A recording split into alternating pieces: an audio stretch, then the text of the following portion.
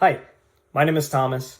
Today I'm going to be talking about something that I'm very passionate about, something that I hold very dear to me, and it's something that I see in younger people that they don't take as seriously, and that's life. I am somebody that takes life very seriously, and I would like to see other young people do it. I see that some people have maybe lost their way and taken a back seat, and I would like to see people becoming more active participants in their life. I'm going to reference one of my favorite speeches. It's by Earl Nightingale called The Strangest Secret. I hope that this is a good catalyst to kick off my speech when it comes to a similar topic. In the speech, he talks about how the mind is like a garden. And in that garden, you can plant a nightshade, which is a deadly poison. Or you can plant a beautiful garden with plenty of different flowers, but it doesn't matter what it is that you plant in that garden. The garden will return whatever it is that you plant. And similarly to the mind, as a garden, it does not matter. You can fill it with worries, anxieties, or stresses, or you can fill it with positive goals, aspirations, values, the things that you find most important in life. It doesn't matter what you plant in your mind, but those are the results that you will get. And another one is that you have control of your own path. He uses the example of a boat at a harbor, that when it leaves the harbor, it knows exactly where it's going. It has a start point and an end point. It never wanders aimlessly. He also uses another one where he's talking about you are a driver of a semi-truck, and you are going to do everything in your power to control that semi-truck. Because if you don't, it can be unsafe, it could harm you, and it can harm others. But once again, you are in control. So with these analogies, it's very similar to the mind. We can plant what we want into our mind and it will return it. We are in control of our destination and where we want to go, but we need to know where it is that we want to go. So how do we do that? The first thing I would do is set a goal. There are 4 types of goals that I would set. One is a daily goal. The second one is a weekly goal. The third one is a goal 1 year from now. The fourth one is going to be a goal that you're going to try to achieve 5 years from now. This will be the start of your roadmap. Second is to remain positive. You want to remain positive. Once again, it is just like what he was saying in his speech, that we get what we plant. So think positively. It is not that life will not have setbacks, but if you are doing better today than you were yesterday or 1 month ago, then you are doing better, and that's what's important. I need reminding as much as I need learning, and so the thing for me would be to remind yourself what it is that's important to you, your values, the people you hold dearest, the things that you're trying to achieve.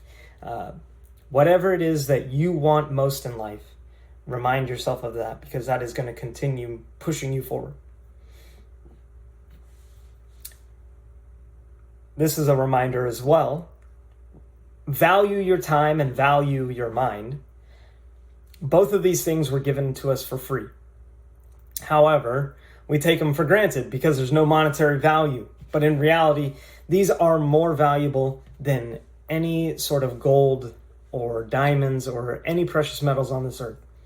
These are the things that were given to us for free, and it cannot be replaced. So please remind yourself of how important these are.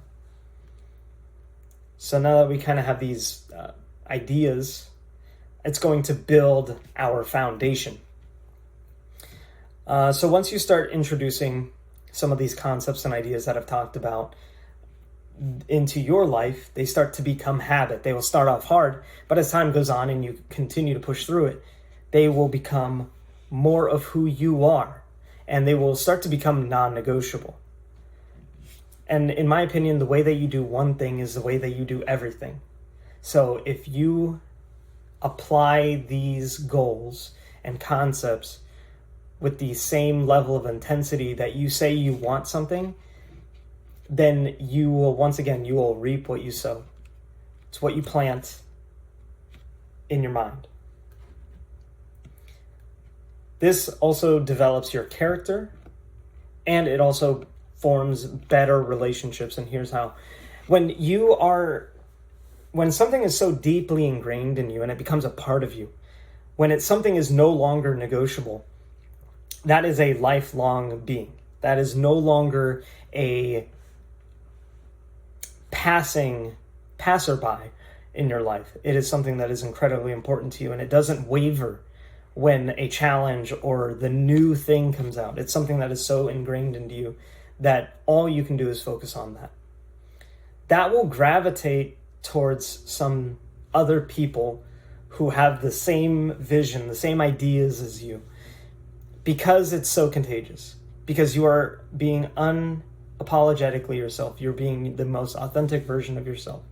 That attracts other authentic people. And once again, that will help support you to get to where you want to be.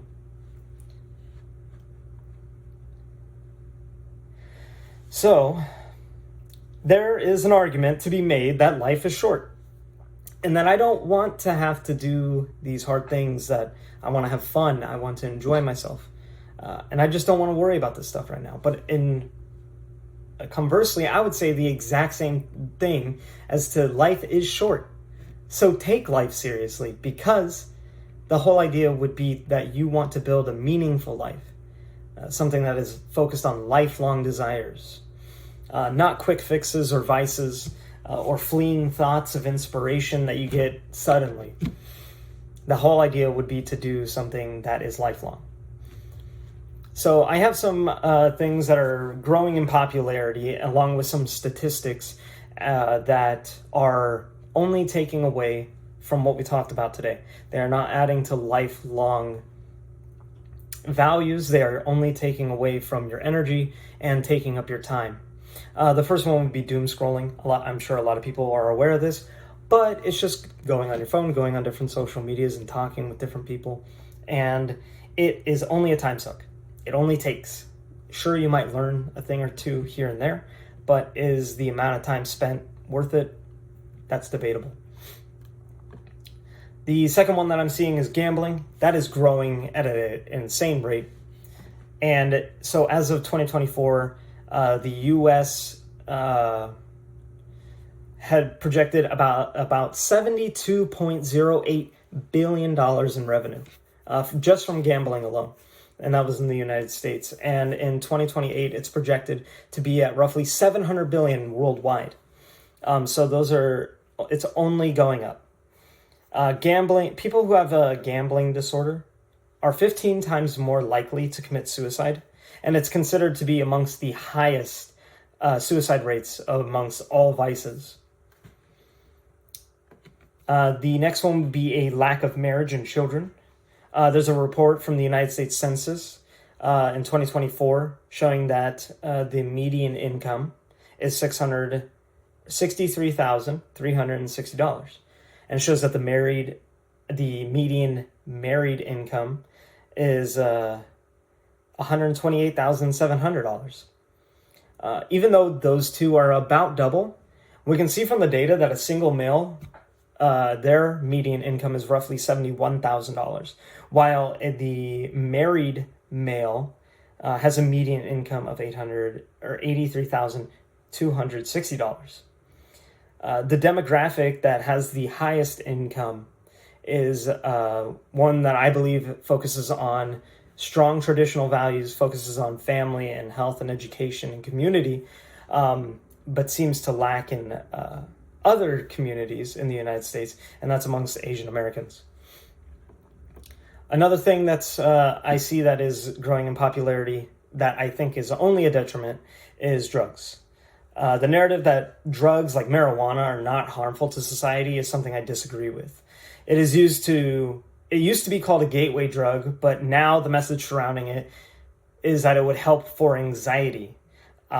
Weed is considered a depressant, depending on who you ask in the medical community, which increases depression. It affects your mood, and it also numbs cognitive function. Anything that numbs your faculties needed to be in control of yourself, I would say is a negative. I still consider it a gateway drug because even though the stigma has eased in the past decade, it can lead to greater risks that are taken with these types of choices that lead to harsher drugs due to the lowering the standard of what we represent as, or what we perceive as dangerous. And anything that lowers your ability to control your life is dangerous when it comes to fulfillment, at the very least. I want everybody to have a good life. Some might say having a good life is about having money or having fun. And money and fun is important, but it's not everything. It's also about having the core ideas of what's important to you. If what's important to you is to have a family and you are actively working towards that, then that is the only thing that matters.